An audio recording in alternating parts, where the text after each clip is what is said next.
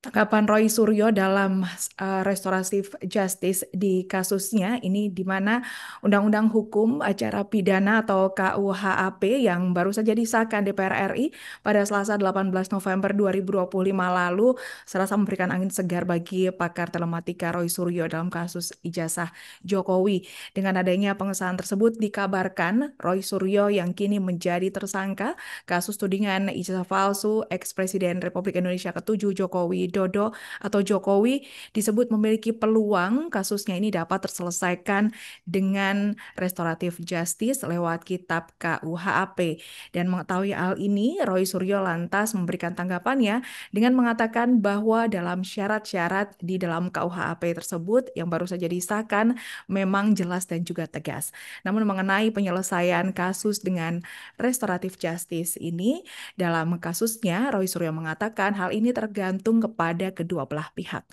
Diketahui Tribuners, tanggapan Roy Suryo ini merupakan respons dari pernyataan sebelumnya, yakni dari Ketua Komisi 3 DPR RI, Habibur Rahman, yang sempat mengungkapkan bahwa kasus tudingan ijazah palsu Jokowi yang menyeret Roy Suryo CS ini dapat diselesaikan melalui mekanisme restoratif justice apabila ini mengacu pada KUHP, maksud kami KUHP yang baru.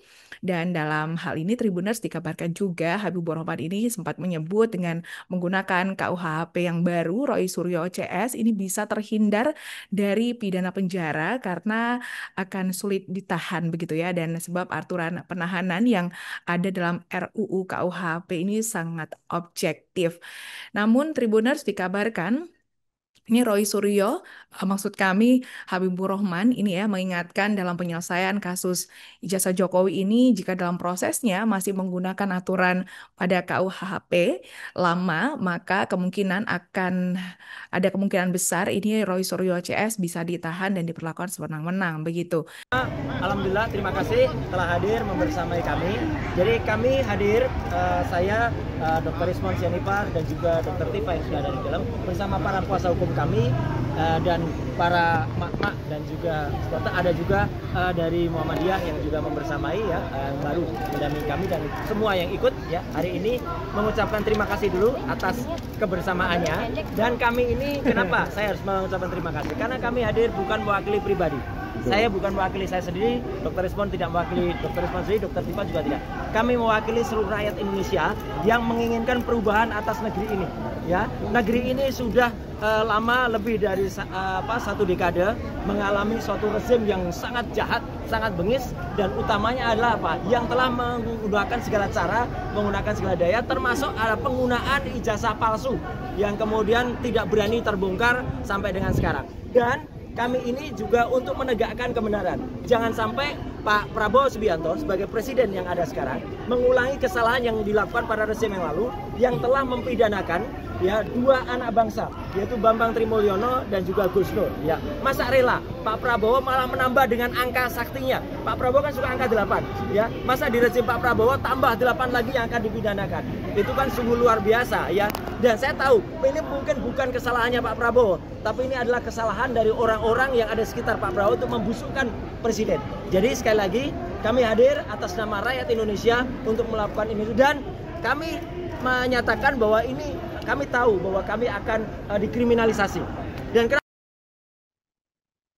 Ya, Tribuners, yang dalam hal ini merupakan restoratif justice ini adalah alternatif penyelesaian perkara tindak pidana yang dalam mekanismenya tata cara peradilan pidana berfokus pada maksud kami pemindahan yang diubah menjadi proses dialog begitu ya, dan mediasi yang melibatkan pelaku, korban serta keluarga terkait begitu. Dan dalam hal ini Pradi disebut angkat bicara mengenai kasus Roy Suryo CS ini, di mana Sekretaris Jenderal atau Sekjen Pradi Bersatu Adi Dermawan mengklaim bahwa kasus yang menyeret Roy Suryo CS itu tidak bisa diselesaikan dengan restoratif justice lewat KUHP baru.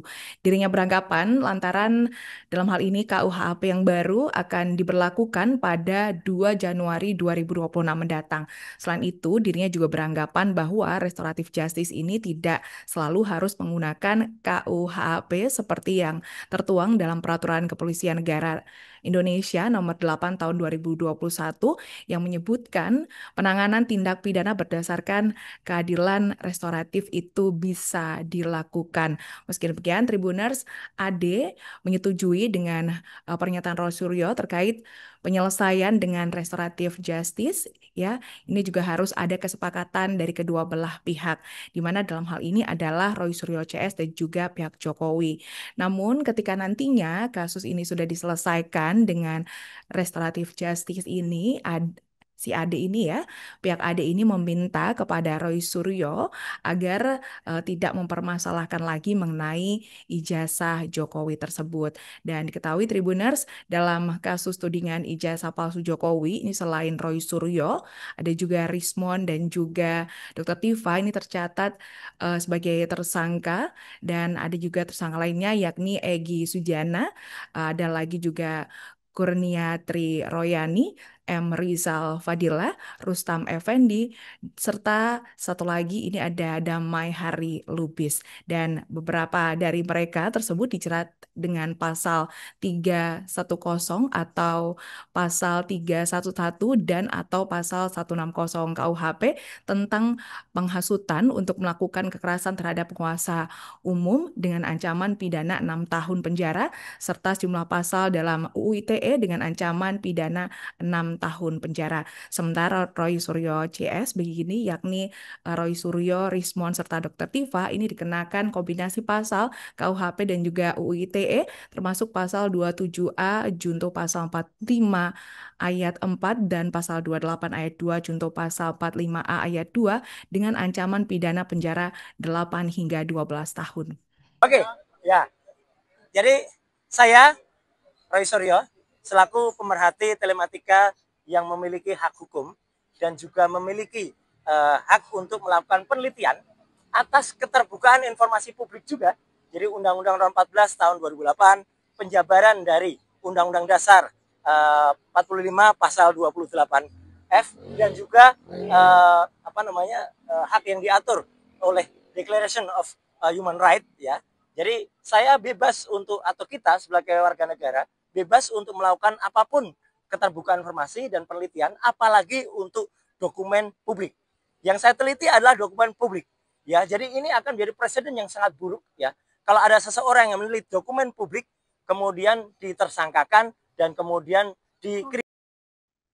Sementara itu, Tribuners muncul adanya ide mengenai mediasi dalam kasus jasa palsu ini, di mana pihak tersebut mengusulkan hal ini kepada Roy Suryo CS begitu ya.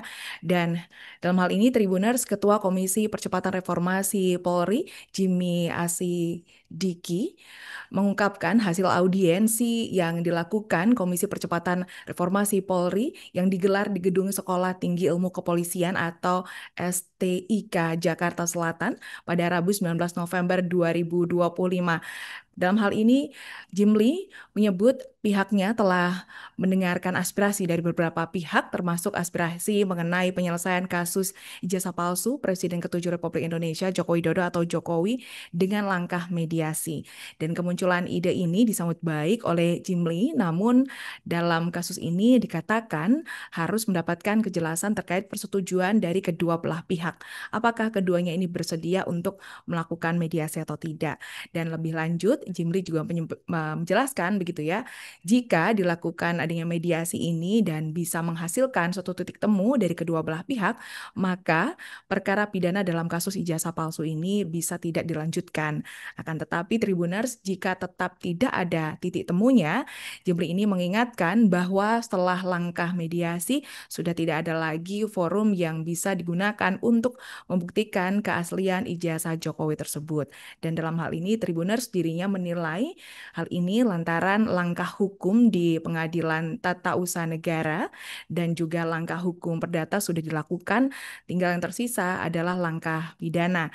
Dan Jimli juga menambahkan, namun dalam hal ini jika keduanya ini ada kesepakatan untuk melakukan mediasi, maka ini merupakan final, disebut merupakan final dan sesuai dengan filsafat KUHP dan juga KUHAP yang telah disahkan, yakni restoratif justice. Dan dari langkah ini Tribuners, perlu adanya kewaspadaan oleh Roy Suryo CS bahwa nantinya seluruhnya harus siap menerima segala konsekuensi dari jalannya mediasi itu jika nantinya akan sepakat dilakukan.